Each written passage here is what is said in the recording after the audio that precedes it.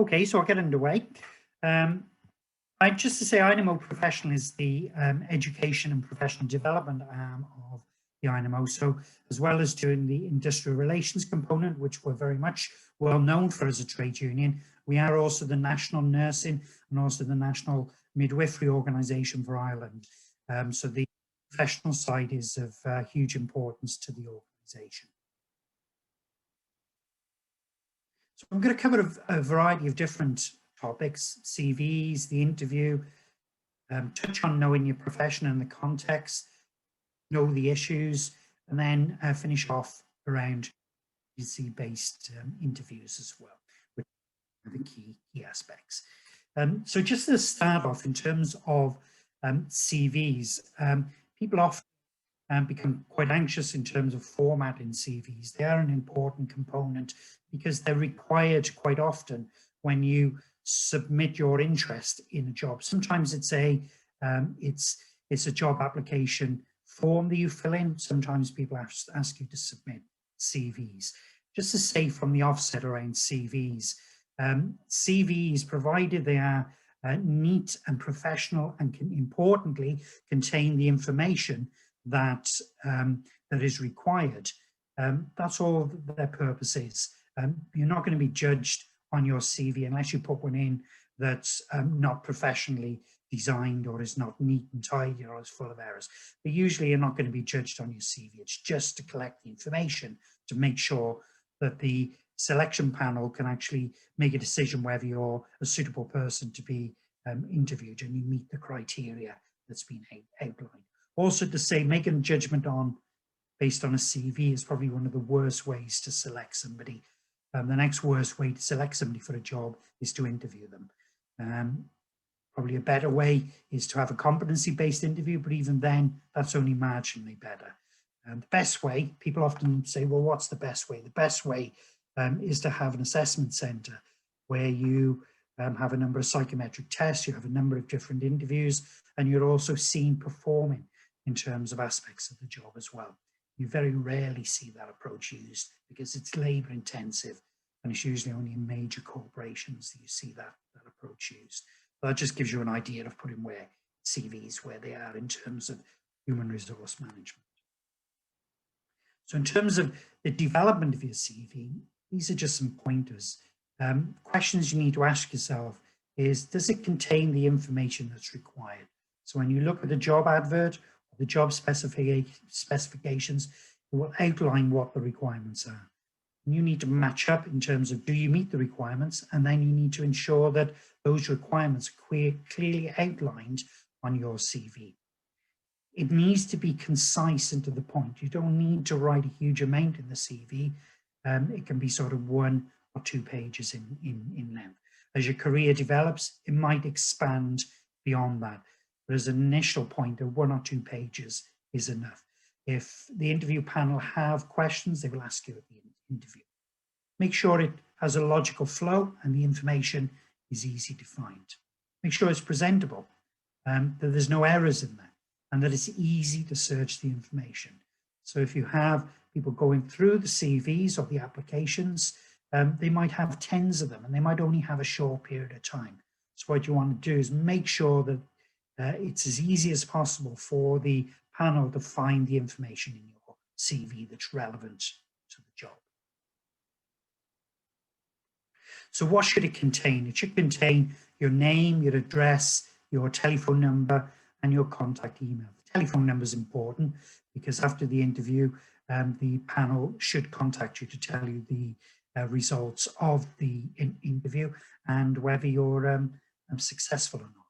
Include your NMBI PIN. It is publicly available information and it's important to put on your CV. It also shows that your registration is up to date. That can be checked online just by going to NMBI, checking the register. So the key things to put in your CV, the headings, and you can change the wording slightly, whatever your own preference is, but it should cover employment experience or history, education experience or history. And because nursing is a profession, that there is a requirement under the scope of practice for you to continually reflect on and develop your skills, there's an expectation you'll outline recent continuing professional development as well.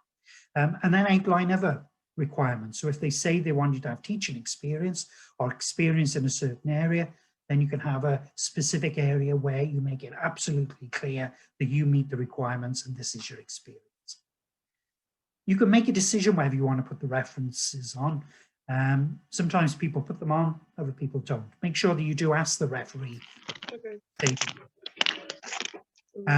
If you don't want to put the referees on, you can just put referees, references available on request. That's pretty standard now. And if you want to use that approach, I use that approach, then that's perfectly acceptable as well. So I'm not going to go through each one of these in detail, but just as a guide, just use an A4 sheet. 2 A4 sheets are fine, not back to back. Just make it easy so the person can turn it over. Again, I've been through making sure that it's clear and logical and presentable. There's an issue around cover letters. You should have a cover letter that just states what job you're applying for. There's nothing worse than receiving something in the post, a CV, and there's no letter that actually specifies the exact post that's been applied for. And likewise, when you're sending it by email as well, be clear that you put what the job is, and if there's a code there, what the code is as well. The issue with cover letters as well is that whether you put additional information into the cover letter. So this is a bit of a debate. Some people put additional information that they haven't put in their CV to promote themselves and just to highlight some of their particular skills. If it's a competency-based interview, generally speaking, that shouldn't be used as part of the process. Some people like to do it, so again, it's up to you whether you decide to do that or not. There is another way of actually approaching in terms of whether you want to promote yourself. And that's by using something called a personal statement or a summary. So right at the start of your CV, some people put in a personal statement, very short and brief, 50 to 100 words, and it's tailored to the job that you're applying for. It's for you trying to sell yourself in terms of saying why you're a good candidate for this job, your qualities, your highlighting your particular history or experience, and that you're a passionate individual, and that what your aspirations are in terms of your career. So it was useful to use words such as compassion, caring, which are core to the values of nursing in Ireland, professional, hardworking, excellent communicator. Those type of things are the words that are often used in the personal statement. Again, it's up to you whether you want to include that or not. Up until very recently, I've never have included in a CV. Probably the last few jobs that I've applied for, I have included it into the CV. But again, it's a preference issue. So these are the type of sentences that you'd put in. Hard-working individual with gives 100% all of the time. Confident and decisive, self-motivated, and so on. So there's some examples for you there in terms of the type of things that you can weave into your 50 to 100 words as your personal statement. The purpose of it is just draws the attention to the selection panel in terms of the points you want to highlight. I'm not going to say much more about CVs because I think provided they're neat and have the information, that's really their only function. Just to say, some people worry about formatting CVs and in terms of the appearance of CVs, and they go outside to external providers who develop the CV for them. Just to say that in Microsoft Word, if you go to the top, just open a page, go right to the top, it says search, type the word resume in, or even CV, it will take you to a number of excellent templates, professional templates. The one on the right-hand side, now I'm not necessarily promoting or saying you should use this template, because I would use a very bland, plain template, but it just shows you that there are very professional templates available free of charge, already formatted for you. So you just click into the areas and type in the information. And there's a whole variety of them in there for you to choose. So top of the screen, just open Word up, blank page, at the top of the screen, it says search, type in resume. The list will come down. Just click on where it says resume templates or new templates. Click onto the template, and then it will allow you to select the template that you want to use.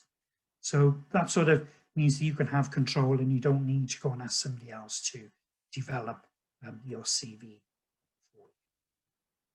I'm not going to say anything more about CVs unless there's any questions. Catherine, was there any questions about CVs? Nothing in the chat, no. Anyone want to come on and ask any questions?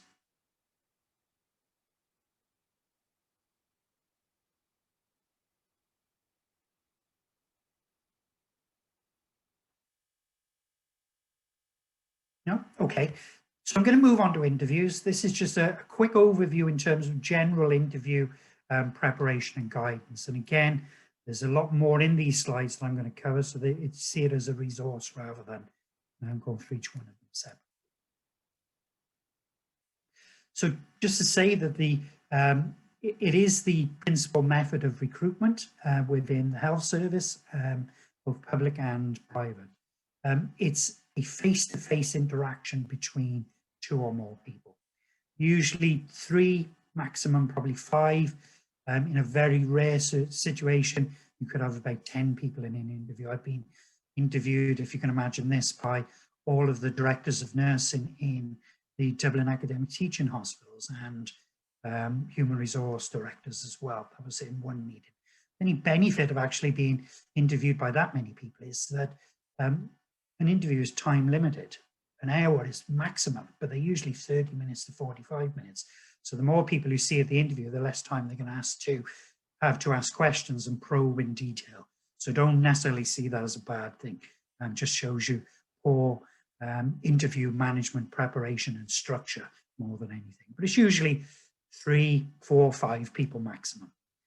It is a conversation with a purpose. The purpose is to provide an opportunity for the interviewers to ask you questions to see if you're the suitable candidate, and for you to sell yourself to demonstrate you're the most suitable person for the post.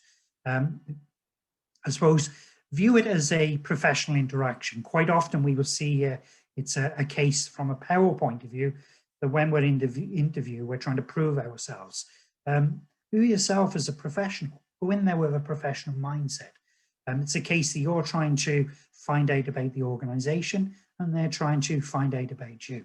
And they're your professional colleagues. So I know that's difficult to do, but even just trying to imagine that might take some of the stress away. And I'll say something more about that a bit later. It shouldn't be an interrogation. If it is an interrogation, because sometimes people are not skilled as interviewers, it says something more about the interview process than it does about you. So that's not the purpose of an interview. It's not an interrogation. So if you do go through an interrogation, that might actually sway you in terms of whether you want to be employed in that type of organisation or not. Okay, so when you come out of the interview, if that's the way you felt, remember it's not a reflection on you. It's more in terms of the process that's been followed. So there's 3 steps in terms of the job interview. Preparation, which is absolutely vital. The actual interview itself, I put presentation there. It's likely in your first couple of jobs you won't be asked to present, but as you progress in your career, you might be required to present later on in your career. And there's also the post-interview follow-up. So those 3 parts are vitally important. So it starts when you send out the CV and it ends when you look for feedback after the interview. Just to say, the main focus you should have in terms of the interview, obviously you want to get the job, but quite often the actual decision as to whether you're selected or not is outside of your hands. So what you want to try to get to a point is when you come out of the interview and you've had time to calm down and to reflect on the interview, you're happy with your performance. And if you're happy with your performance, then that's probably the most that you can actually get to, because the rest of it is actually outside of your hands. And remember, it's always a learning process. There's always things that we wish we'd said or did better. That's just the nature of things. The key thing is to recognize them and to learn from them for for a future interview. So that's the most important thing. So consider, did I do a good job? Could I have done things differently? And if you think that you've done a good job at the end, when you reflect back, that's probably where you need to be at. Preparation is absolutely vital. So you need to prepare, you need to anticipate what's likely to happen, understand the process. You need to research yourself. So you need to know about yourself. You need to know what you've put in the CV. Everything you put in the CV, potentially somebody could ask you about. So be prepared to be able to talk 2, 3, 4 lines almost, if it was on a page, about whatever you've put down on your CV. So don't put anything down that you're not comfortable talking about. Be prepared to answer questions and give examples.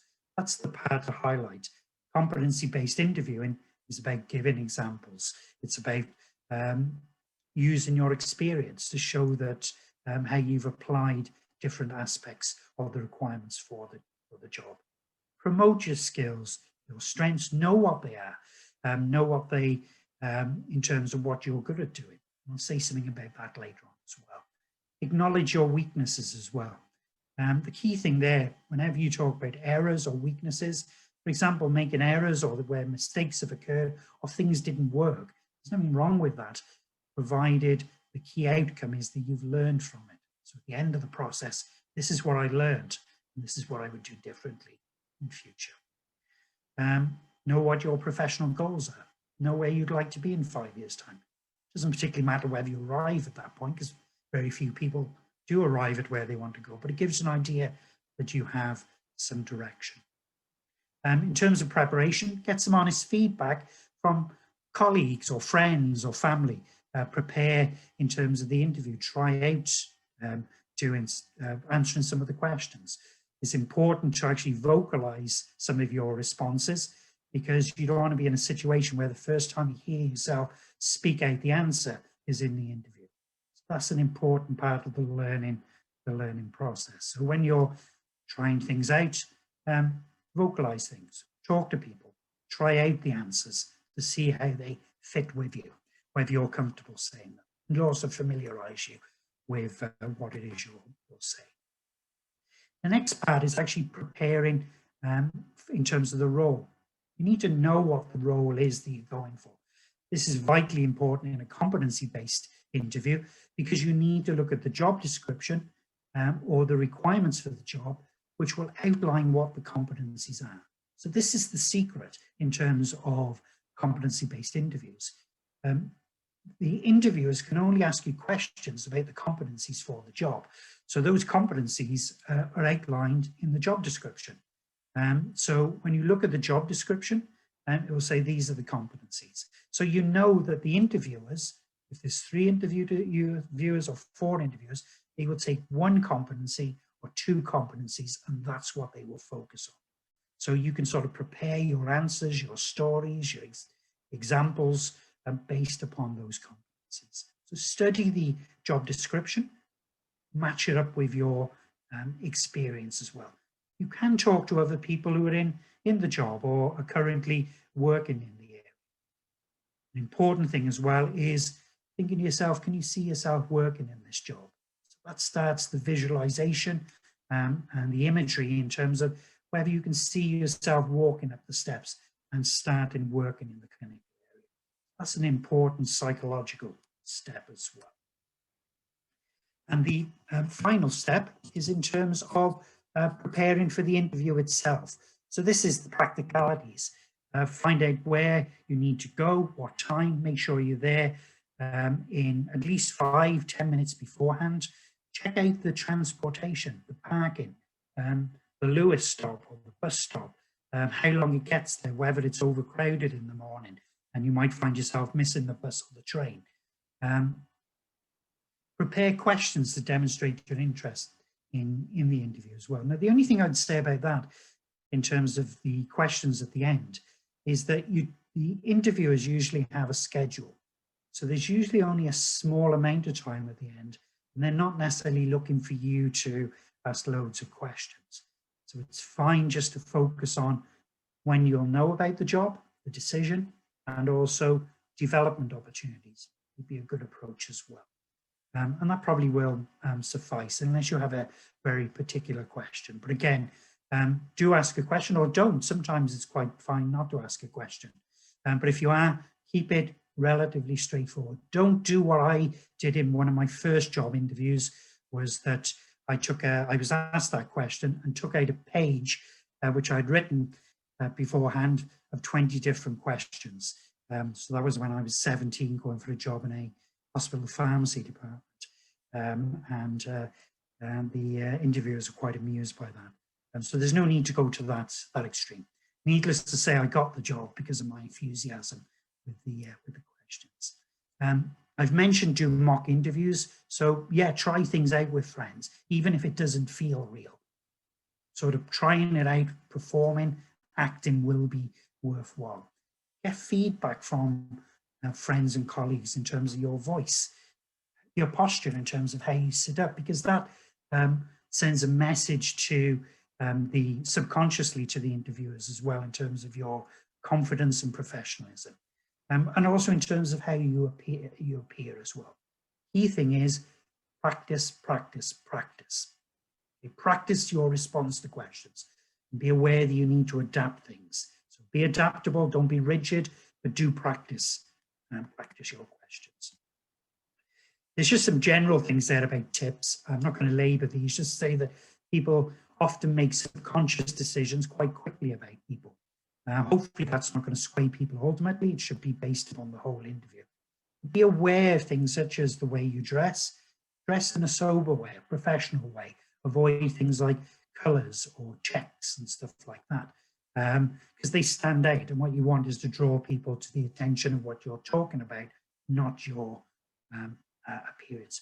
Make sure that you maintain eye contact, you address the person who's asking you the question, but also move around to involve other people in the conversation as well, so the other interviewers as well. Do have some knowledge about the organisation, and I'll say something briefly about that in a little while, because even if you're not asked that question, you can actually say, to demonstrate that you're interested, you've gone out of your way to find out what the specialities are, what are the unique features of the organisation.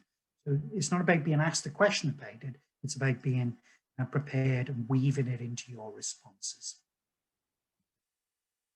So there's some do's and some don'ts. I'm not going to go through these. You can have a look at those yourselves. I've covered some of them already, but they give you some additional information about do's and don'ts for interviews. And there's just some other information there about don'ts. Again, I'm not going to go through those. Some of them are self-explanatory. Some of them probably don't even need to be on the screen. Things that's just chewing gum or smelling a smoke. They're just the general guide. So I'm not going to go through any of those, other than just to point out around avoid ever making negative comments about previous employers or supervisors. Always see it from a positive perspective. So never make any negative comments about other people as well. That's it, just the mobile phone issue. Sometimes people get caught out inadvertently. Just make a conscious effort to either leave your phone in the car or make sure that it's actually turned off, because that's the last thing that you want, is for the phone to go off. So just in summary, know and understand what the employer is looking for in the application form in terms of from applicants. So that's in the job description and is outlined in the competencies. So that's the big message, is you need to be aware of what the competencies are. Generally speaking, within the HSE, staff nurse competencies are standard across the country. Clinical nurse manager competencies are standard. So once you familiarize yourself with the competencies, you just need to then focus on how you orientate those to the particular clinical area that you're looking to work in. Preparation is key. That is, if you don't prepare, the likelihood is you're not going to perform very well. Except everyone is nervous. It is a stressful situation. And also remember that performance occurs when you have some degree of stress. It's when you become overwhelmed with the stress that your performance drops off quite dramatically. So view it as a positive thing. If you don't have a level of stress, or you're not, or you don't feel any enthusiasm for the job, then it means that perhaps it's not the job that you want to go for. And the big message: practice, practice, practice. Is there any questions that came in, Catherine, about interviews? Yeah, there's just one question in saying, what kind of questions would we be asked about the HSE? Okay, I have a number of questions right at the end, just to say that it's very difficult to predict exactly the questions. You can only know really the types of questions that you're going to be asked. And right at the end, there's a list of the type of questions that you're going to be asked. But just to flag that the questions you will be asked will be, can you give me an example of them based upon the competencies? So can you give me an example of where you've worked in a team, or where there's been conflict in a team, and how did you manage that situation? Can you give me an example where there's been a drug error, and how was it dealt with? And can you give an example of a patient safety issue that's occurred? What was your role in the process, and how was it managed? So it's always give me an example. Can you tell me about a situation where?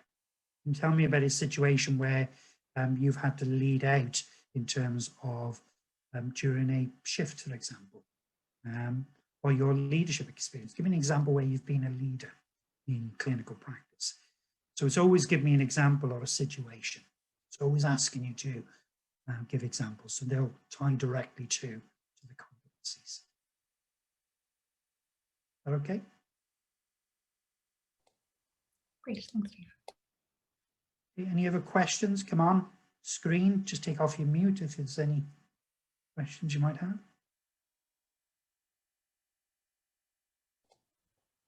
There's one question came in there. Is there certain points to mention in an interview answer?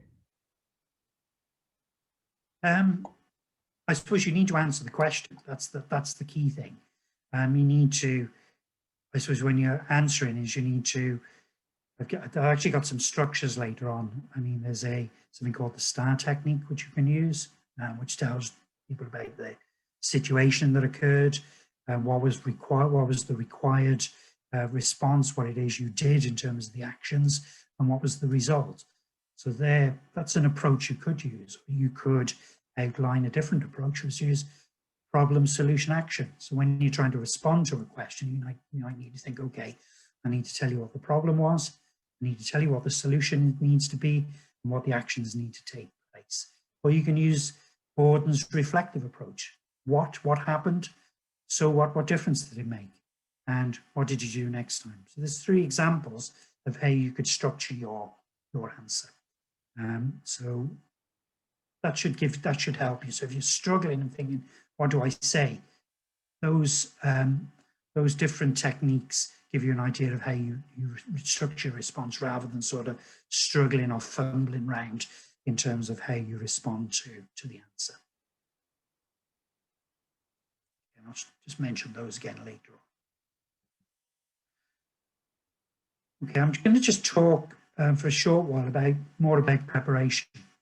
So I'm going to mention a number of things here.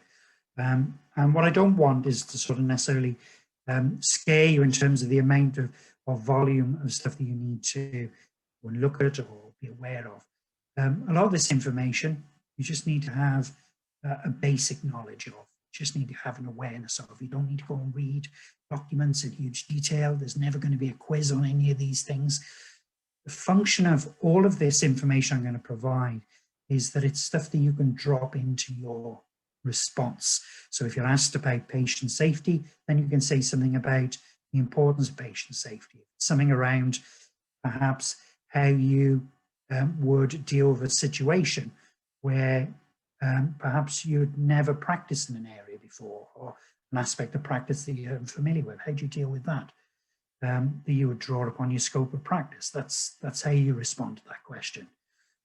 So the idea is just to flag some of the areas that by having a little bit of knowledge, a cursory amount of knowledge, you can drop these into some of your responses.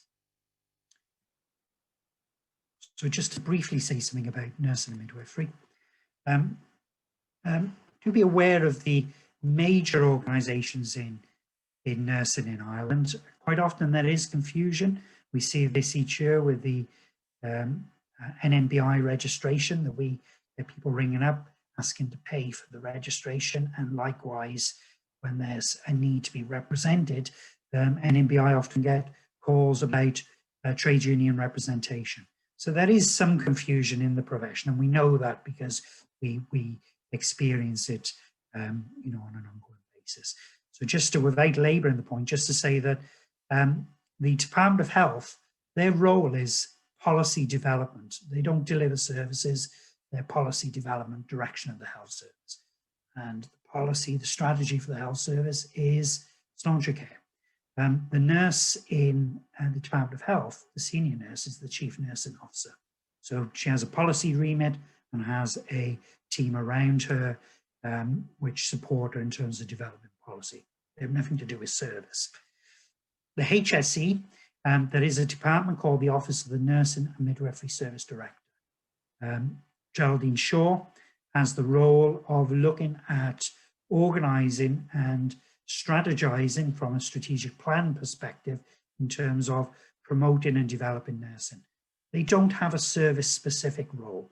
It's about trying to promote and develop nursing within the HSE. So that's slightly different. They have responsibility for funding for education and also in terms of developing roles and so on. So that's the Office of the Nursing and Midwifery Service Director. NMBI is the regulator. They have responsibility in terms of setting standards, in terms of fitness to practice, and their primary role is not to represent nursing or midwifery, it is to protect the public. That is their key role, protect the public. And in doing so, that's why they set the standards.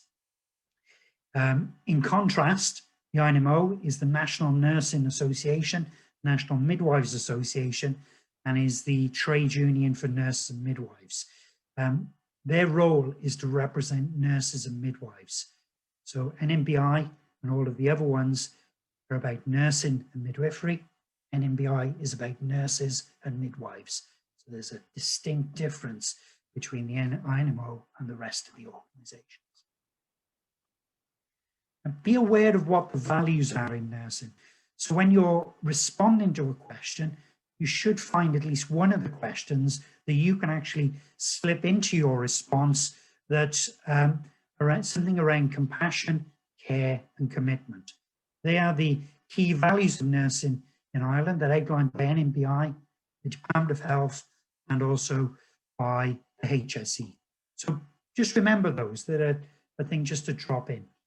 They will, people will be aware of them, and it just shows that you're aligned in terms of your thinking with the values for nursing and midwifery in Ireland. Just a quick thing to remember: compassion, care and commitment. And that is a big issue since Mid Staffordshire in the UK and the various other health scandals over the last 20 years or so.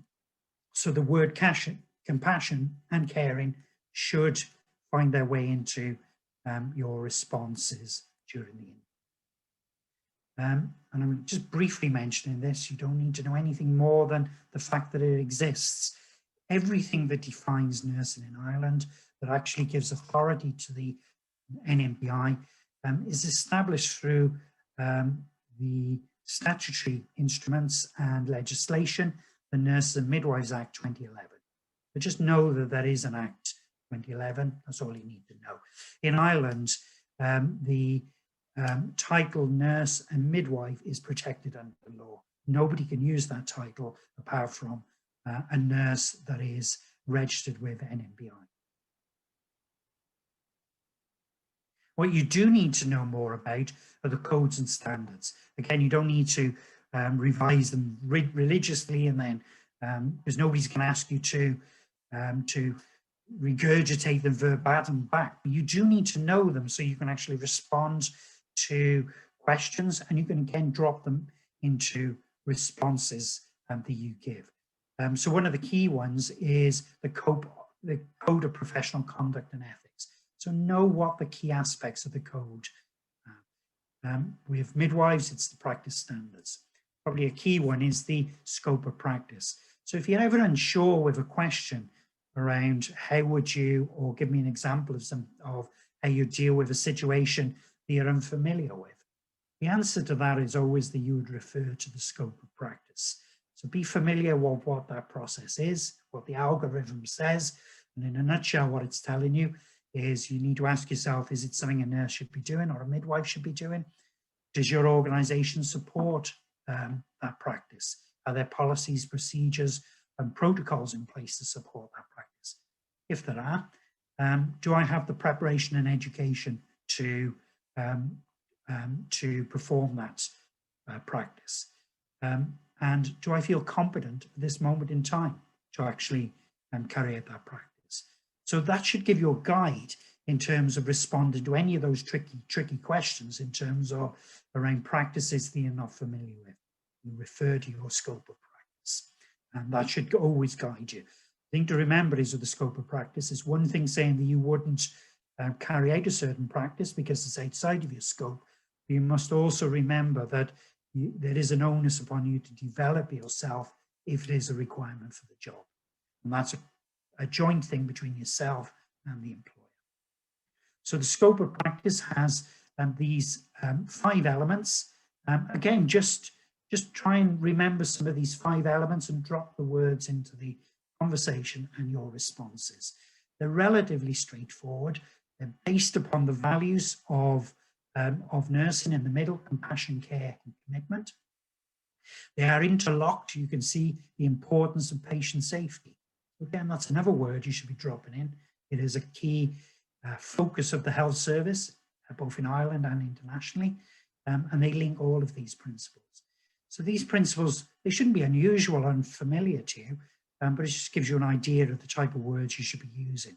Respect for dignity of the person, so that patient-centeredness, professional responsibility and accountability. And what defines professionalism is that accountability aspect. You are accountable to your profession, also to your employer and to broader society.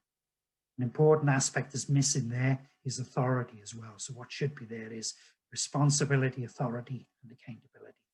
Because sometimes we have responsibility for things, but we don't have authority to actually carry them out. So it's very difficult then to hold us accountable for those things. It's a very particular thing, often related to nurses and midwives.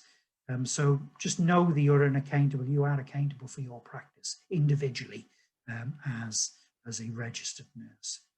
The importance of quality of practice. So quality improvement is important. Trust and confidence, both in you in terms of from patients and your organization. And remember, trust is based on 2 components, is whether somebody believes that you are competent in being able to perform a function, and also whether you will do it in their best interest. That's how we make a decision around whether we trust somebody, and that we maintain the importance of confidentiality. Collaboration of others is important, so teamwork, working across boundaries, working with other nurses, working with others, members of the multidisciplinary team, administrators in the organization. That is a professional requirement for nurses. So again, if there's a question around teamwork, you could drop that in. It's an important component as outlined in the scope for nurses and midwives. There's some additional codes there. Be aware of them. Be aware that there is a code for medication management, social media and social networking. That is a big issue that has come to the fore over the last year. There are a number of people who've been have come up in terms of fitness to practice, or at least questions have been raised. So that is an important issue. Record keeping and also prescription authority as well. So nurses can prescribe provided they meet the requirements outlined in that document and have obtained the education and have organizational support along with policies and procedures. Just to say, just as an up-to-date, I suppose, just to highlight, is the guidance on medication administration was updated last year. So again, if you want to just drop that in, if anything comes up related to medication management, that you are aware that it's been updated in the last year. So that'll give you an idea, or present the idea that you are current in terms of your knowledge about the profession. Be aware that there is a lot of ongoing work around safe staffing and skill mix. Again, you don't need to be going into huge detail, but that is an important issue for nurses in Ireland. We're in phase 3 at the moment. Research has been carried out in medical surgical wards, in the ED departments, and is now in the residential care setting. So just be aware there is work going on in terms of safe nurse staffing and skill mix, and that is a research evidence-based approach to establishing safe staffing. There's also another document that came out 2019. This defines the career pathway for nurses and midwives in Ireland. So if you're looking in terms of your goals, or if somebody asks you about what your aspirations are for the job, or what your career pathway is going to be, this is where it's outlined. So again, you can refer to the fact that is this document from graduate to advanced practice, and it maps out for you the process to follow. And we can see that you could become an advanced nurse practitioner theoretically within a 3 to 5 year period from registration. It gives you more detail in that document. So it's just to highlight that is such a document. Another thing just to be aware of, there is a lot of work being done in the HSE around digitalisation. There is a strategy. Last year we've seen the ramping up of e-health, telemedicine, and its expansion as part of Sláinte Care. So again, just be aware that is an important component of future developments within healthcare. You do need to be aware that you need to maintain your competency. That is part of the code, it is part of your scope of practice. So you need to make sure that you're continually reflecting on your practice and looking for opportunities to build your competency and maintain your competency. That is attending education programs, reading journal articles, attending meetings, conferences, having discussions with colleagues. All of those are features of maintaining your competency. Probably one of the most important aspects that you've come across in terms of your the education programs is the vital importance of reflection in practice and on practice. So it's a continual process of reflecting on what you're doing, how you can develop your practice. So anything around competencies, link it to reflection, link it to experience. It's not just about education programs, but a whole variety of different things. NMBI will be introducing a competency-based scheme, which nurses will be required to complete and maintain on an ongoing basis. It's likely it will be based around reflection. If you are looking to build up your CV, and also obviously this is around maintaining competence as well. So if you're finding that your continual professional development component is quite sparse at the moment, there's great ways of building that up. Make sure that you are registered on HSE land, complete courses, download the certificates, add them to your portfolio on HSE land, and put them then onto your CV. It's not the only way. In the last year, there's been a variety of different webinars and conferences that have been freely available, including those delivered by INMO Professional. We also have videos that you can go back and look at, and you can put those down on your CV to say that you've attended or viewed those videos as well. So if you're going for a job in the care of the older person setting, then there's videos related to that at our various conferences. If you're in midwifery, there's a whole variety of ones around midwifery and a number of other areas as well. We do have a variety of conferences coming up, which we'd encourage you to participate in and attend. Currently, they're all free of charge and they're all online. We have one in the coming months on around period poverty. We have another one related to LGBT and healthcare as a celebration of Pride, and also emergency department nurses. So they're ones that are coming up quite quickly, and in the autumn we'll have a whole set of new conferences and webinars that you're more than welcome to attend.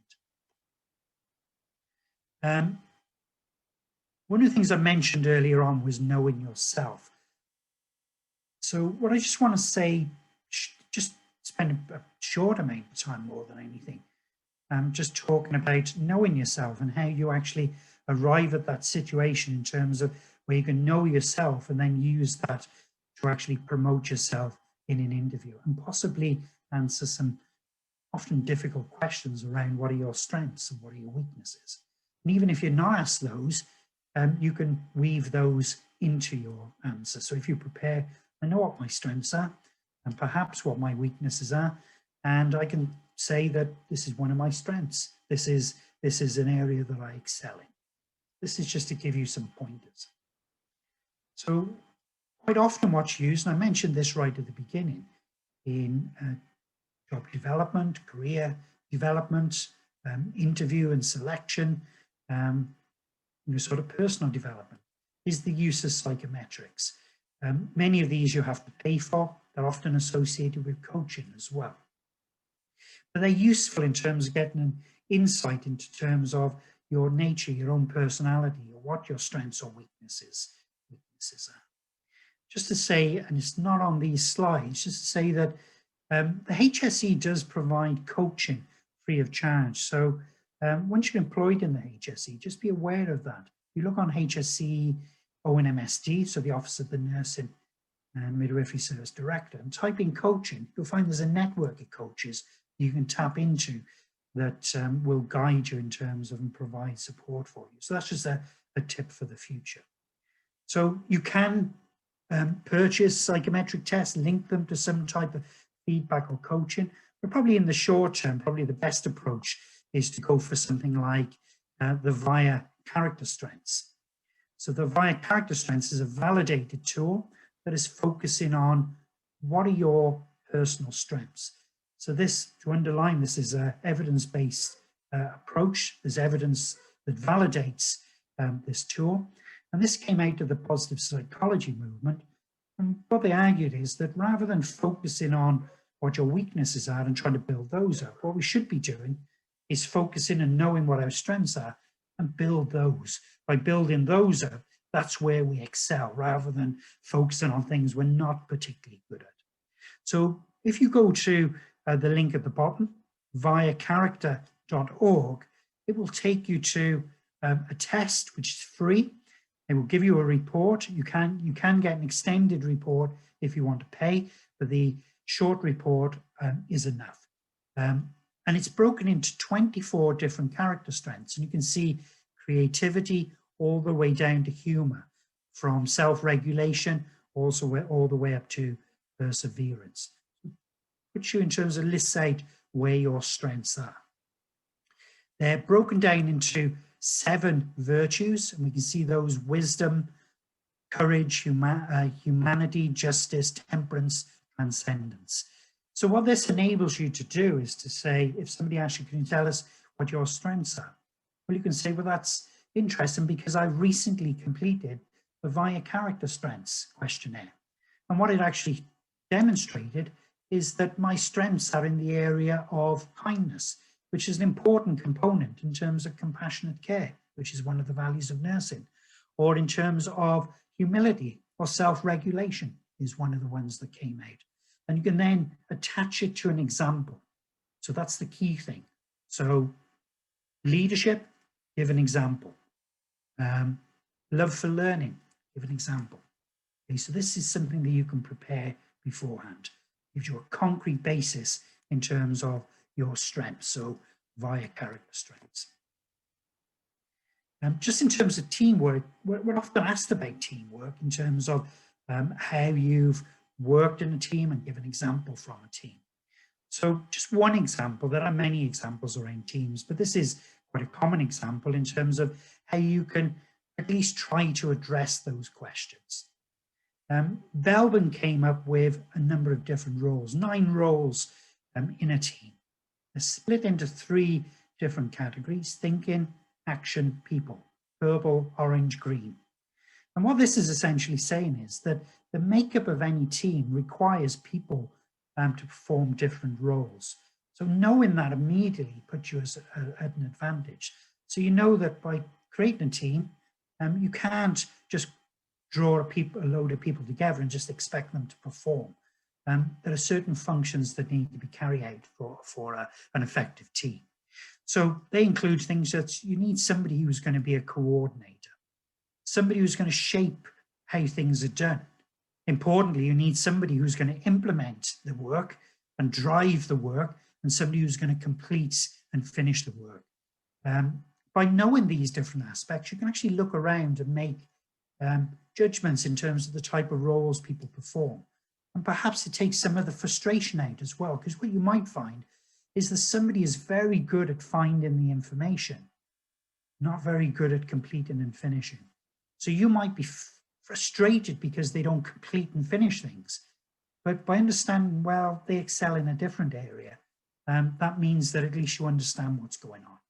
What this enables you to do is to know what your role is, your preferred role, and in a team where there are deficits and people need to step up or develop their role, or where you need to bring other people in. So that's why it's important looking at team roles. And there's 9 people, because if you think of sports teams, they're usually 8, 9, 10, up to 15 people if it's in terms of rugby. But that's a natural number, about 9 or 10 people in a team. So again, if you're asked the question around your strengths, well, within a team, your strength is that you're a specialist, or you coordinate, or one of the valuable things is that you're a completer finisher. And then if people ask you about weakness, you can say, well, one of the things you're not probably as strong on is in terms of shaping, or a specialist, or a team worker. So your response there is, I look for other people in the group to actually support that. Or perhaps you might want to expand your skills. So that's a way of addressing those issues around team issues, and also strengths and weaknesses as well. And there is a website, you can find more information on there, it gives more detail on each one of those roles. Now, an additional thing I've added in for this session is probably not on your slides, is a potential response to a question around teams, is that if you felt that you were something called an extra miler, it's an interesting thing to add into a response around teams. So an extra miler increasingly has been seen as somebody of value in a team. These are the individuals that go further than anyone else. They're the people who offer assistance and support other members of the team in terms of their creative individuals. So they're of huge value. And the evidence would suggest that in organizations, what each team needs is an extra miler, because they have a contagion effect, because the extra miler sets a sort of standard and other people then follow. So it's the individual that goes the extra mile, that puts the extra effort in. So if you felt that you could confidently describe yourself as an extra miler, question around teams, you can say that you are an extra miler. Remember, you need to give an example. And this is an example where I went the extra mile in a job that I've recently been involved in. So again, it's always looking at examples. Just some other techniques from the world of psychology. In terms of performance, now I'm not seeing this specifically around interviews, because there's probably no research in that area in this sense, but it's used in terms of sports science quite often. This is around in terms of psychological processes in preparation and during performance. And one of the interesting things that's come up is an issue around self-talk. And we're all involved in self-talk, where we talk to ourselves and inside our heads almost on a continual basis. Sometimes we might, or perhaps it's just me, find ourselves that it slips out and people think, are you talking to yourself? It's a well-known phenomenon. It's at the root of things such as anxiety and depression. And it's been recognized since the 1970s, people having negative self-talk. You can also have positive self-talk as well.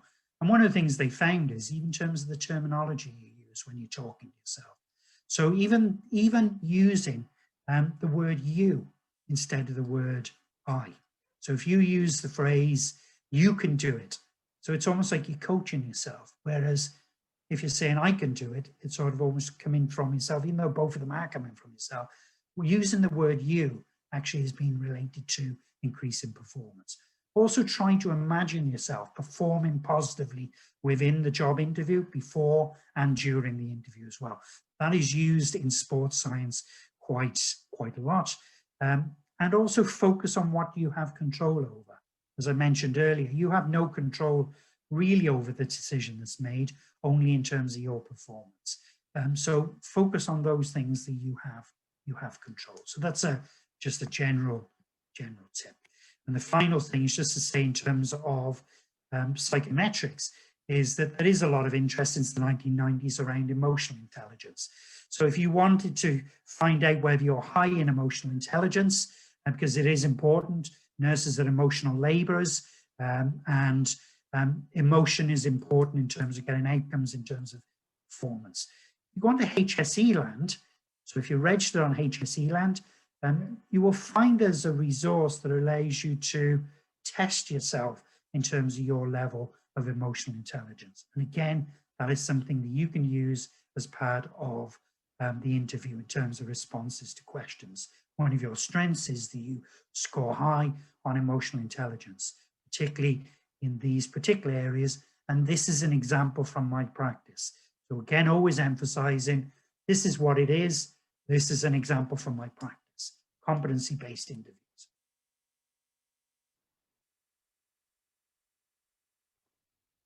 I'm just going to whiz through these last couple of slides here before I go on to competency-based interviews. This is just a general thing more than anything, and then I'll just open up for questions then. Just have an awareness of the broader context as well. Again, you don't need to be an expert. You just need to have an awareness of what's going on in sort of broader healthcare and society. This is called a pestle analysis. So as a guide, it sort of talks about what's going on in the political world, government policies and stuff like that, the economy, in terms of social things that are important, in terms of equality, issues like that. Technology, I've mentioned that already, around e-health, environmental issues and challenges, which will be the big issue for humanity in the next 10 years. I saw yesterday, Richard Attenborough has said 5 to 10 years will be bigger than COVID-19. And also legal and regulatory issues as well. Be aware of what the regulatory bodies are. HIPAA down the bottom is the Medicines Board. So that affects all of us. HIPAA also impacts on all of our lives. In mental health, it's the Mental Health Commissioner. Data protection, GDPR, and so on.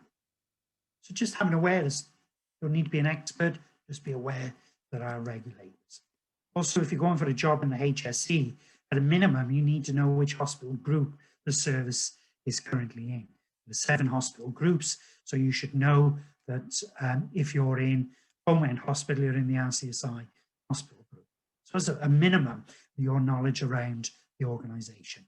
That will be changing because we're seeing a change in terms of the health service again, in terms of the community health areas as well, being integrated into the hospital groups. But just know where the organisation you're applying to fits in terms of the HSE. If it's a private organisation, you need to go and find out a little bit about the organisation on their website. Just be aware that the strategy for healthcare in Ireland, the 10-year strategy, is Sláinte Care. It's been was adopted 2017, so we're just in the cycle of Sláinte Care. Hopefully we'll see a lot of movement in the next 5 years around its implementation. The key thing to remember is the emphasis on moving care towards primary health care and community care services, so that bridging over into the community. So a move away from hospitals and the sort of acute care setting. That's the type of thing you need to know. You don't need to read Sláinte Care and memorize anything. Just be aware sort of the key thrust of what it's all about. The importance of patient safety I mentioned earlier. If you want to find more information, the Quality Improvement Division in the HSE has some information for you. GDPR, just be aware of the importance of that. If you need to do a short course to put on your CV, there's one on INMO Professional. It takes about 20 minutes or so to complete. Okay, I'm just going to stop at that point. If there's any question, I've been through a huge amount there. Again, this pointers more than anything. Is there any questions, Catherine? Yeah, there's 3 questions there in the chat, so they're ranging over a couple of topics. The first one is, what would you do if you freeze to a question and you don't know how to respond? I suppose it's not unusual. It's natural. Hopefully, the interviewers are aware of the pressure of interviews. They've probably been through interviews themselves, so hopefully they will be supportive and give you time. Importantly, give yourself time. Take a deep breath. Try to clear your mind. Have a drink if you can. Sometimes, if you're nervous, the water that they've offered you, your hand might be shaking. But if you can drink, have a drink again to bide yourself time.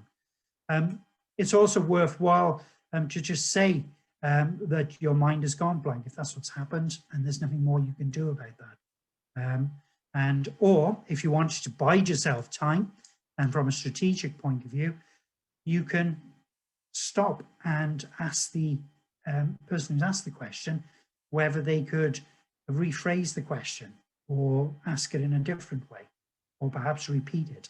So that might give you time just to think as well. Great, thanks. The next question then is there a safe staffing skill mix in progress for maternity services?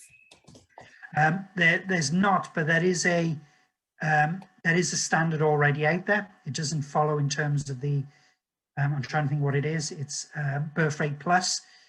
So just refer to birth rate plus. Again, you're not expected to be an expert in it, just be aware of what it is. And within children's nursing, there's not currently a skill mix, but there's likely to be one coming down the road. And if you are in the area of children's nursing, there is a new strategy going to be launched on Friday. So being aware of that is important from a nursing perspective. Again, you won't be expected to be an expert, but to know about it is important. Great. Another question in then is, how would you close the interview? Would you just thank them for their time and leave, or is there anything specific to say or do? Yeah, I think just the general courtesy is just to thank them. You don't need to say anything more than that. The key thing is, which is important to you, is to ask when you will know about the decision and how you will know about the decision.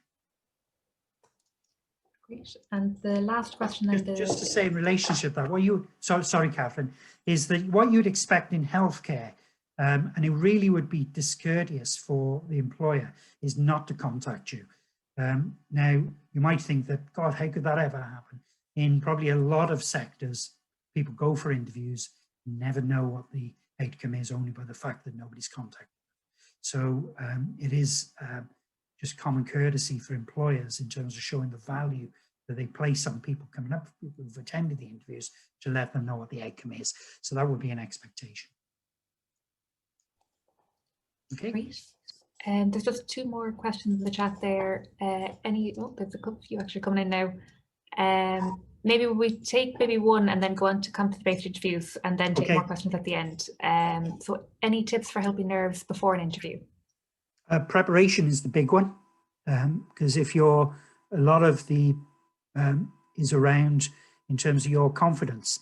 So being prepared will reduce your anxiety. And the other one is to try to reduce the amount of the unknown. So being aware that you can predict to some degree the structure of the interview, and also what are likely to be the areas that are going to be covered.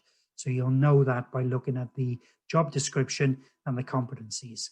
The interviewers can't deviate from the competencies. So they will ask the same questions for everybody. The only time they can deviate is when you answer the question, and if there's something you've said which will prompt a follow-up question. So always be aware of the type of things you're responding as well. Try and keep control. So the key thing is preparation. If in terms of relaxing, mindfulness, do some deep breathing before you go in is also important. A technique as well, sometimes you can feel yourself shaking, is to be aware of that, particularly if you find, or even that you're fidgety. Try to point it to an area that you can control. So instead of your hands being fidgety, move it to your big toe, for example, and probably just move your toe slightly during the interview so you can actually direct where it is your fidgeting is, and it's unlikely to be seen then. So it gives you a bit more control.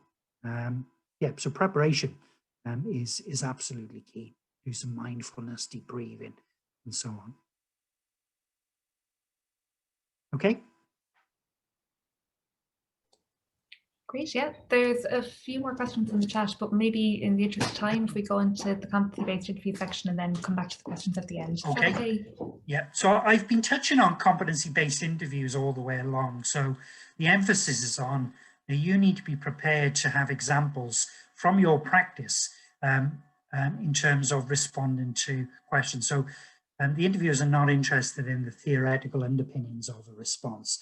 They want you to be able to know the correct information and be able to apply it by giving examples. So this replaces actually seeing you perform. So this is their way of overcoming that. So I've already touched on some of this information already, so it's to re-emphasize it. So the word competency is widely used in the HSE environment. It refers to the skills that are necessary to achieve or perform effectively within a job. Every job has a set of key competencies. So I've mentioned that 3 or 4 times. Look at the job description. That will tell you what the competencies are. That will be what the focus of the questions will be on in a competency-based interview. And they can introduce other competencies after the fact. These are the type of examples of core competencies. They're going to be around communication skills, leadership skills, change management, planning, your ability to organize your work, again, which reflects sort of clinical practice, how you manage on a day-to-day basis.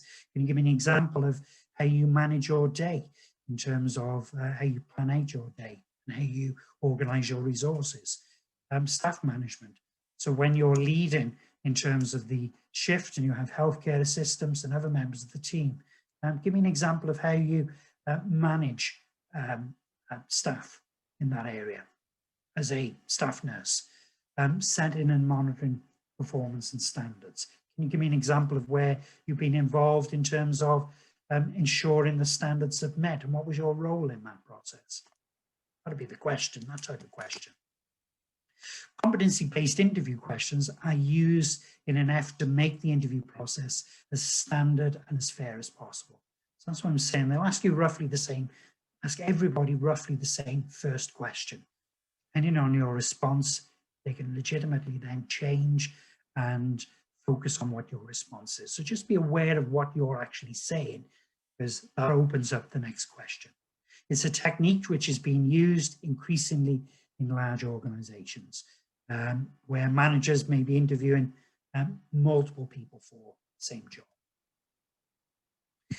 So in terms of what does it look like, in general, competency-based interviews is one which has an interviewer, focuses on behavior and traits. So the behaviors are in terms of, again, give me an example of your behavior. Give me an example of where you've done certain things. Focuses on how the candidate has demonstrated those skills. Again, give me an example, is the usual question. Always think that. They might phrase it slightly different, but that's what they're essentially asking. So I've mentioned this already. There's going to be between 2 and 5 interviewers, can be higher. I doubt that really for an effective interview is going to be more than 5, possibly even less. You need to try to identify quite quickly what the roles are. Who's the chairperson? Sometimes the interviewers might actually say, Steve is going to ask you questions around this competency. Mary will ask you questions around a different competency. So straight away you can start to become familiar and more comfortable with what's coming down the tracks. Respond to the interviewer, include others in eye contact. I've mentioned that already. It may involve a presentation, but probably not in your first couple of jobs. So the behavioral questions are the key focus of competency-based interviews. And I've repeated this a number of times. It's around demonstrating examples of your behavior. So a behavior question is looking for information about the details of a specific situation or event, not a general, this is how I work generally. Give me an example of where you've done that. And your specific actions. What did you actually do? Tell me what it is that you did. And what was the outcome? So again, this is a bit like a reflective process or a nursing process. So what happened, and what you did, what you implemented, what you evaluated, what were the results at the end? So it's a assessment plan implementation type process. The behavior question is not looking for your opinion, because that's not based upon examples from your practice. It's not looking at what you think should have been the way of doing things, unless they ask you a particular question that asks you about what did you think. Generally speaking, competency-based interview questions are not interested in how you think or your opinion. They're not asking you to assess your strengths or weaknesses in the sense of just saying what it is you're strong at, I suppose, within that particular event. It's only when you're asked that question, this is what my strengths or weaknesses are, and you can actually respond to that question. Advantages of looking at past events and why they use examples from practice: reduces any misunderstanding, it anchors it in reality, reduces the ability to just give the theoretical and best practice response, prevents you from trying to manage your personal impressions, and provides actual examples of knowledge, skills, and attributes. It promotes consistency in the interview process as well from the interviewer's perspective. So I touched on this briefly earlier on. So the technique that is often used by interviewees, so this is the technique you would use to structure your response to interview questions, is the STAR technique. So it's the situation, the task, the action, the result, and then you're back in a cycle. So the first thing when you're asked the question is, give me an example of where you've been involved in a development in your organization. What was your role? So you might think to yourself, okay, I'll have to just stop and think for a second or two. That's always a good thing to do. Stop, take a breath, and think. And then think, what was the situation? Well, the situation was that we noticed there was a number of drug errors. And so that was the situation. We had to try and reduce the drug errors because it had been highlighted. They were in excess of what we normally see on the ward or unit or in the area.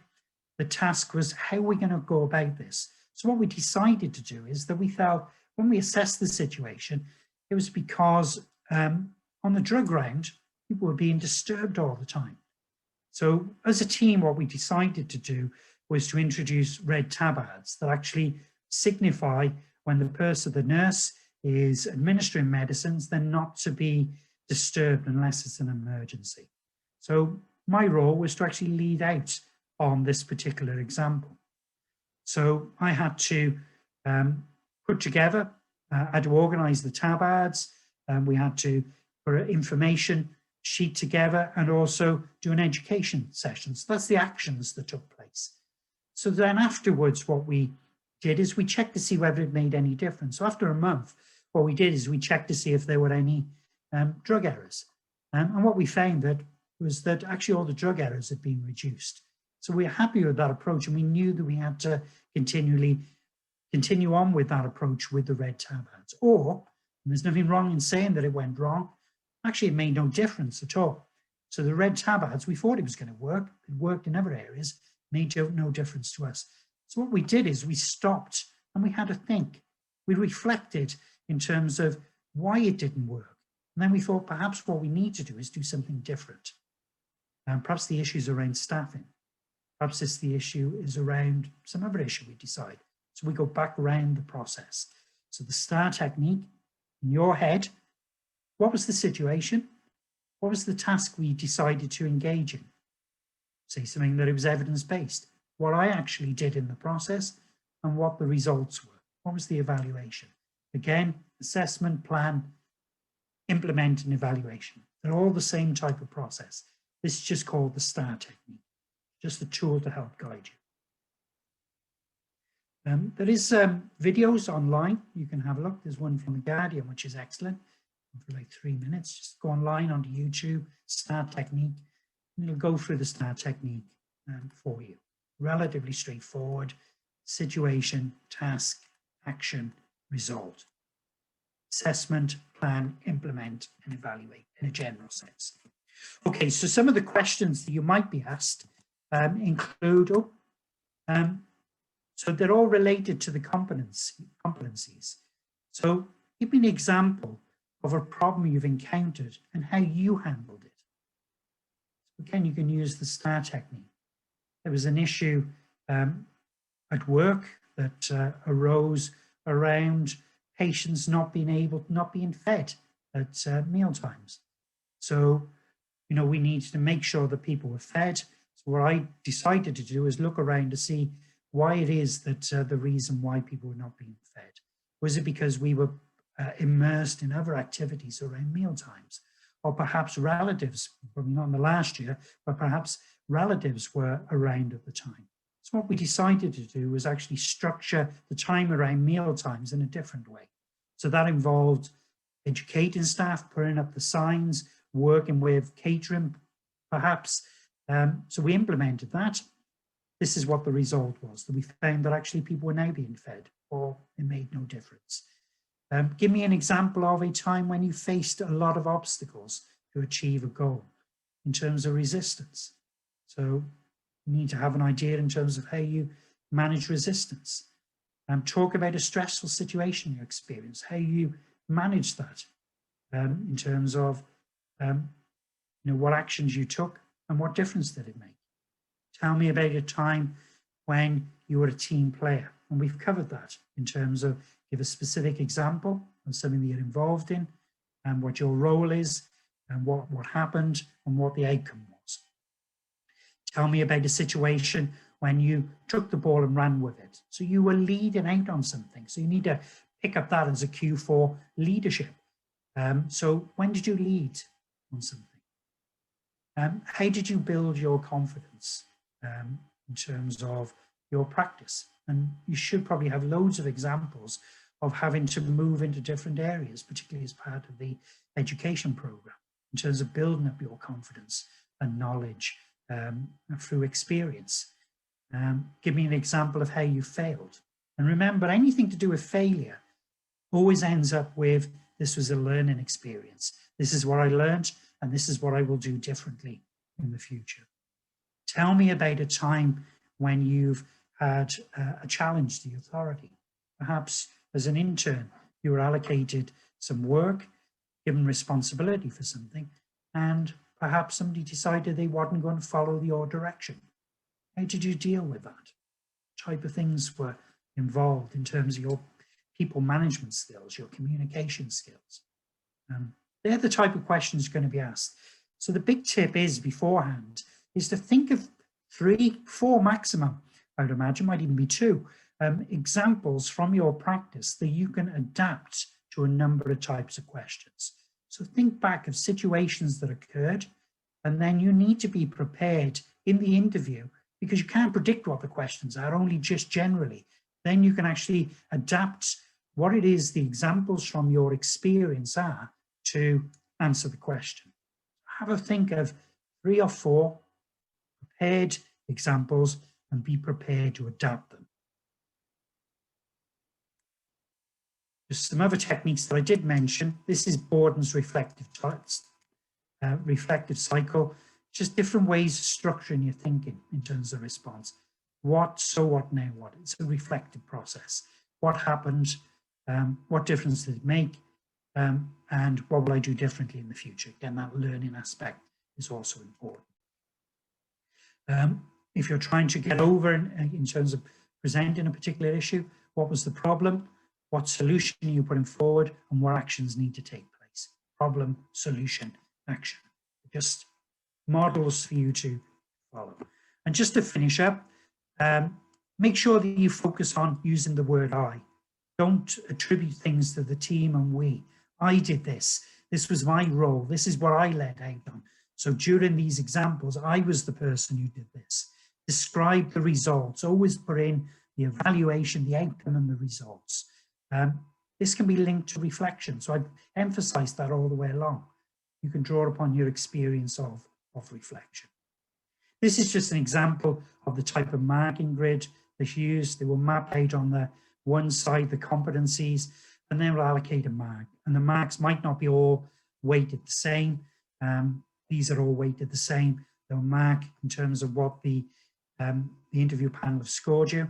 And the important thing here is that after the interview, if you're not successful, and hopefully you will be successful, you need to learn from the experience. So you do need to contact the human resource department or the chairperson, whoever the contact is, and ask them for some feedback. Good human resource practice is to make somebody available to provide feedback. If they don't, again, that tells you something about the organisation. They usually provide you with information such as this, scanned information, but they will verbally give you feedback as well. And that's it. So it's my spot on 20 past there. Oh, 26 minutes past. Just talked a bit longer than I should have. Any questions? Great, Steve. Thanks very much. Yeah, there's a few questions there. The first is, if you're not aware of the answer to a question, how would you present this? I think you need to try to respond if you can, or again, ask them to clarify the response, or could they ask it in a different way? So you could ask them to reframe the question, because it might well be you've misunderstood the question. Again, as I mentioned earlier, it gives you time to think as well. So it might be that they're asking you a question just generally in terms of how you manage people, or you've taken, for example, you've picked up the ball to run. You might think, what are they talking about? You know, I'm not sure what they're at. So if you ask them, could they rephrase the question or ask her in a different way? They might then say to you, can you give me an example of where you've led out on something? And you think, I know exactly what that is. If all else fails, you can say that you don't have experience in that area. What I wouldn't do is waffle. Great. Next question then is, would you bring anything to the interview like documentation or certs, or would you just go in yourself? I would just go in yourself unless they specifically request that information, because they're not going to be able to do anything with that information at the interview, because they have 30 minutes or 45 minutes for the interview. And if they spend 5-10 minutes looking at documentation, then they're not going to be able to ask questions. An example of that, when I first moved to Ireland a quarter of a century ago, for an interview in the Meath Hospital, and we took a portfolio in. And they were very gracious about it and flicked through the pages and then handed it back to me. Thanks. Would you recommend sending a follow-up email after the interview? No, not really. There's no need for that. The interview process is the interview process. The only communication really that I would have with them is to look for feedback. That might be the follow-up email. When you're asked for examples, should you try to keep the answer short so it doesn't look like you're waffling, or should you just speak freely? Yeah, I think that's a good point. Really, I would try to keep them focused and to the point, and leave them open, almost to say, well, this is my response and I have more if you want more. So you don't necessarily say that, but that's what you present the response. So you're focused in terms of making sure you've answered the question, and then you leave it open. You could, if you wanted to, say, I can give you more detail if you require. Great. Do you think our interviews will be over Zoom this year? It's hard to know. I suspect currently they will be. But as we move beyond the lockdown, I suspect quite rapidly, if things are move in a positive direction, that you know, things might change. So it might be that you have face-to-face interviews. Currently, probably not, but things are very changeable. It might also be the case that when human resource departments reflect on whether they were successful in terms of using Zoom and online interviewing, they might actually keep aspects of them. So that might well happen as well, but it's quite changeable at the moment. The last question that I can see in the chat there is, when bringing up relevant policies, say in regards to answering a question, in what detail do you talk about the policy? Do you just mention it? I'm just afraid of talking too much about it. I would just mention it. and I would possibly, you might have a tag online after it. So if you say the importance of sláinte care, so you've mentioned sláinte care, and you'd say, and then you might sort of add, with its focus on building up and developing community and primary healthcare. So I wouldn't say much more than that. Just be prepared that you need to have, if they do come back and say, what do you think is important around sláinte care? You do need to have a sort of very basic response. They're never going to be drilling you down further than that. Perfect. I think that's all the questions in the chat really there. If someone is saying that their interview is going to be in person at the end of May in their particular area. So I suppose it depends as well in which area you're in. Yeah, absolutely. Okay, listen, thanks very much, Steve. I think that was really interesting and really helpful. There's a lot of people saying thanks in the chat there. If people are able to hang around for about 5 or 10 minutes, I'd just like to take this opportunity while you're gathered here as fourth years, just to go through the pay scale as new graduates. So that, because obviously, you know, the point of getting the interview is that you get the job, the point of getting the job is that you get paid. So just to go through really the points of pay that you'll be put on. So I'm just going to share my screen there, if that's all right.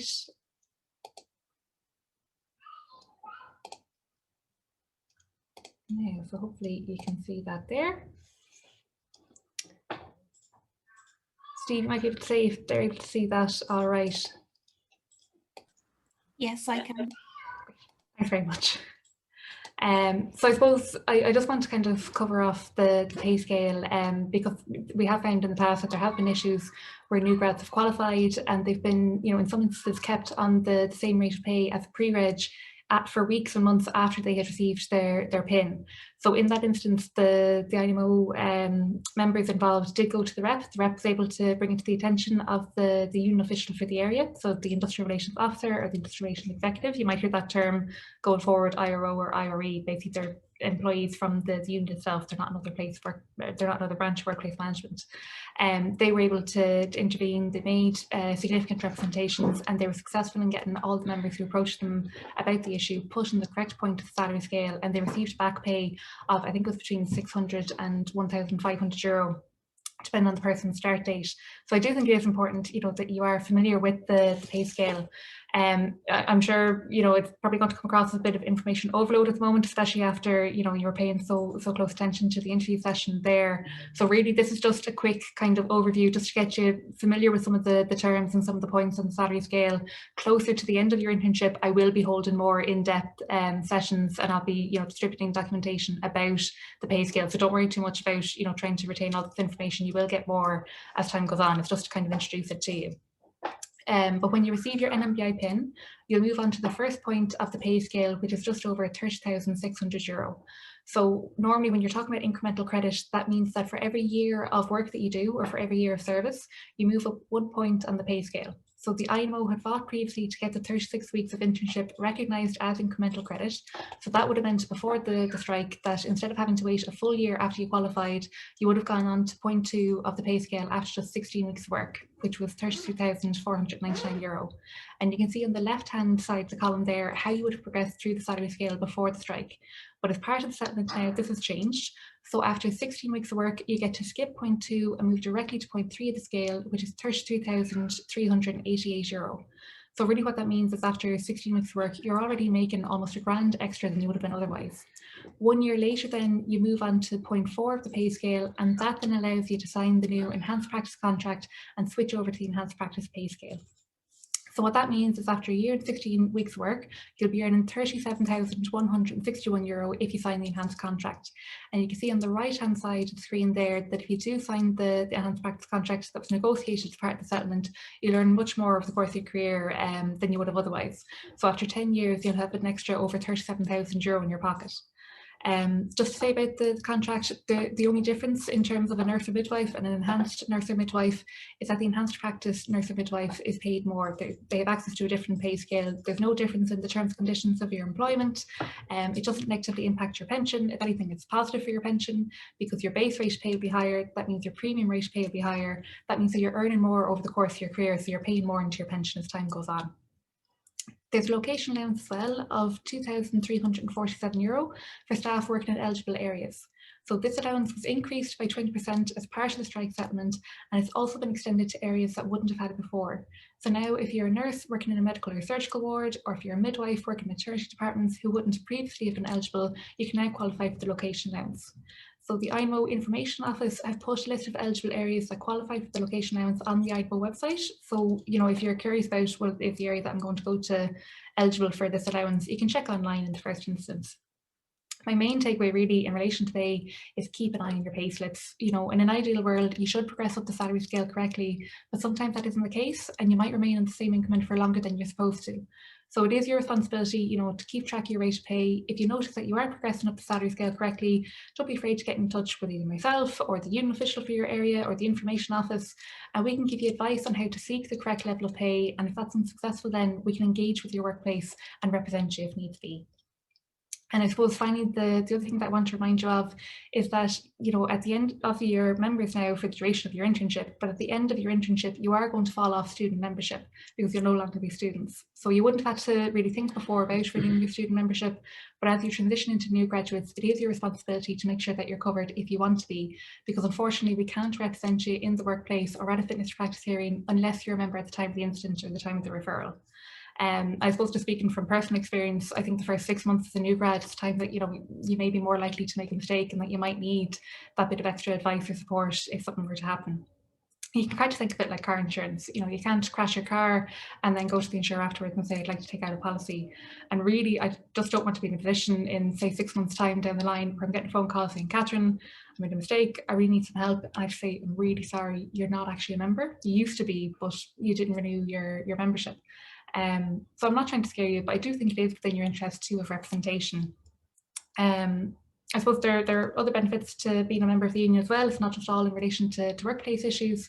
Like we have the Professional Development Centre. They hold courses like this, like the interview technique sessions each month. They're all online at the moment, so they're fairly accessible. These are advertised in the World of Irish Nursing magazine, which is posted out to members. Personally, I found the courses as a member really good for keeping my skills up to date. I would have done the wound care management and the airway management ones, and they were just really, really handy. We also have a library. They can assist with literature searches and referencing. I know you probably don't want to look at another piece of academic work for a while now after your FYPs and literature reviews are in. But, you know, if you do want to do further study or postgrad, it's just, you know, another resource that's there for you to keep at the back of your mind. I've mentioned that we have an information office. They offer a same-day response service for queries over the phone or by email on weekdays. They're a really good resource to keep in the back of your mind, and they have an awful lot of information on the website as well, on their webpage. Members also have access to a 24-hour legal advice helpline and a 24-hour counselling helpline. And if you want more information on those, it's available on the website. And all members also have access to Corn Markets reward schemes. So they're financial brokers. They offer a variety of discounts on things like car insurance and health insurance. And they also offer 9 months free income protection in case you get sick, you know, provided that you sign up for opt-in to their services. It's completely optional. There are several ways that you can sign up for full membership. So, you know, once you've completed your internship, you can sign up online or download a form and post it into the membership department. You can opt to pay either annually or monthly. Annual membership is €299 per year. So if you want to break that down, so pay by deduction, so through your pay slip, it works out at $11.50 if you're paid fortnightly or $24.92 if you're paid per calendar month. So normally when someone signs up for membership, you need to start paying fees straight away. But if you're a student member and you sign up in the way that I'm going to go through with you now, I can arrange to extend your existing free undergraduate student membership to cover you for the duration of your pre-reg period before you get your PIN.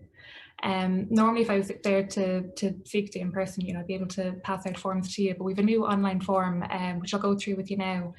Additionally, just to say, if you sign up for membership using this new method, you can also get a voucher for a free course with the PDC, with the Professional Development Centre. So the form is located on the Student and New Graduate webpage. So hopefully it's not the first time that you're going there, but if you just go under the Education tab on the INMO homepage, click Student and New Graduates, it'll take you to here. It's called 2021 INMO Intern Members, and it's the application form. You'll be brought to a page that looks like this. The thing to note with this is you can't fill it out online and then press download. For whatever reason, we've tried looking into it. If you're pressing download, it's just going to download the blank version. Just make sure you download it first, then fill in the form. So once you have it downloaded and completed, it should look something like this. It's really important that you fill in all the details, because otherwise the form won't be able to be processed by the membership department. So make sure that you're including your name, your address, your email address. In particular, it needs to be one that you look at regularly, because that's how the INMO tend to communicate with members mostly, is through email. Your INMO student membership number is on the card that would have been given to you when you first joined membership, and it's also on the emails that you receive from the INMO. So like the members updates, it's usually in the top left-hand corner of those emails. For work location, if you don't know where you're going to be working yet, you can put down unknown location and select bank deduction.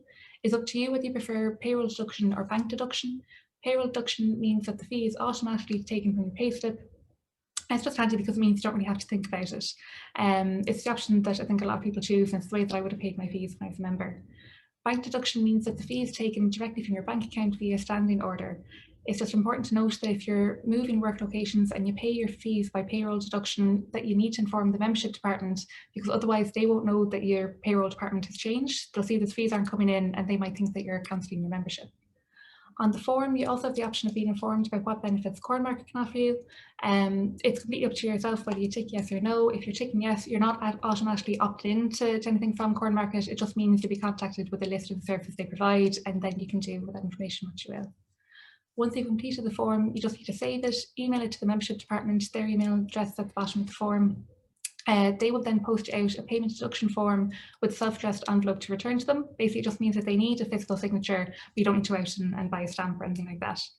They'll also post out a form for the Recruit a Friend initiative. So this initiative that's run year round, basically what it means is if a full member of the INMO, say Joe, recommends a non-full member of the INMO, say Mary, joins. If Mary joins and she fills out the form and she puts down Joe's name on the form as the person who recruited her, it means Joe will get a €20 one for all voucher. So again, it's something that's run year round. I think it's a really good idea to keep in the back of your mind going forward. I know this year that your class reps in particular have put in a lot of work in terms of keeping you updated with the work of the INMO, so you might want to consider putting their name down as the person who recruited you. And I suppose just the last thing to say on that form is that it is important, to try to fill that form in and send it into the membership department before the end of your internship, because this is an extension of your existing student membership. So don't wait for your membership to lapse. Don't wait until the end of your internship. If you send in the form now, it obviously doesn't mean that the fees are going to be processed, but it just means the form will be processed in time that you'll be able to get that benefit, and you can get a voucher for a free course with the PTC. So thanks very much for joining us today. I hope that you found the session really helpful and really useful in terms of the information skills. If anyone has any questions in relation to the pay points or anything that I've mentioned there, I'm happy to take them now. Otherwise, if you want to send me an email, you can. My email is catherine.o'connor@inmo.ie.